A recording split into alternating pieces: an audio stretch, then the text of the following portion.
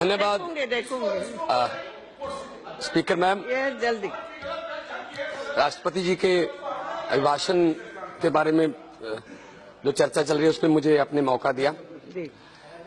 ये कौन सा एक क्रांतिकारी फैसला जो नोटबंदी वाला, जिसने 125 से ज्यादा देश के नागरिकों की जान ले ली, मेरा लोगों की शादियां टूट गई, लोगों ने आत्महत्या की।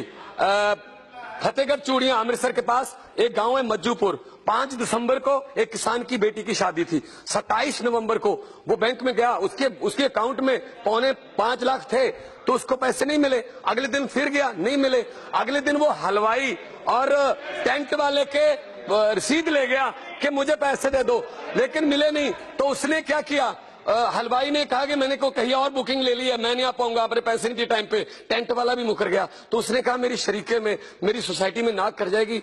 मैडम अपने खेत में जाके फांसी लगा के उसने आत्महत्या कर ली।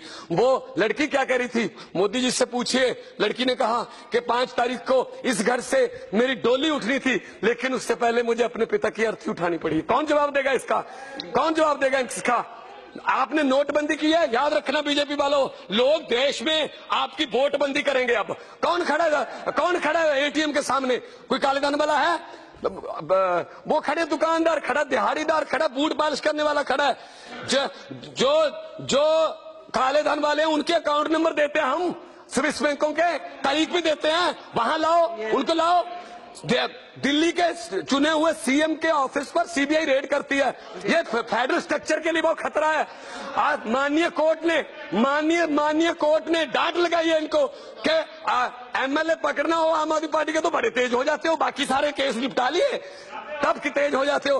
तो मैडम फेडरल स्ट्रक्चर को खतरा है। और एक बात जो कमी लगी, जो हमें होनी चाहिए थी, पंजाब एक ऐसी स्टेट है जिसने देश की आजादी में सबसे ज्यादा कुर्बानियां दी। पंजाब एक ऐसी स्टेट है, जब देश गेहूं बाहर से मंगाता था तो हरी क्रांति, ग्रीन रेवोल्यूशन के जरिए पंडार अनाज के पंजाबियों ने भर दिए। आज पंजाब का किसान क्राइसिस में है, आत्महत्याएं कर रहा है। उनके बारे में कुछ बोल देते, पंजाब को कोई स्पेशल पैकेज दे देते।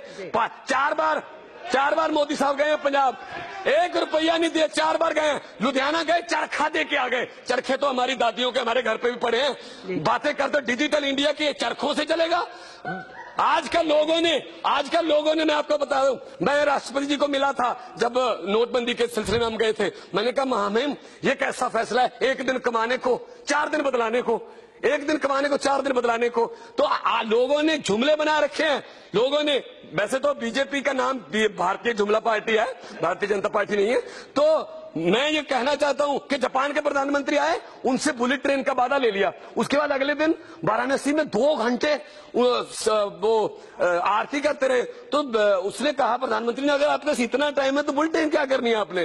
तो ये यहाँ ऐसी बातें करके धर्म की राजनीति कर रहे हैं, नफरत की राजनीति करते हैं, अत्याचार हो रहे हैं लोगों पर।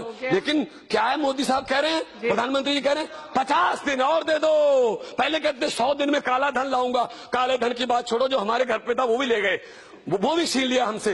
विदेशों से काला धन बाद में ले आना, पहले प्रधानमंत्री जी को बुला लो। पहली बार भारत को एक अंतर्राष्ट्रीय प्रधानमंत्री मिला है, अंतर्राष्ट्रीय। मैं सख्त इस बात पे मैं आपसे जरिए आग्रह करूंगा।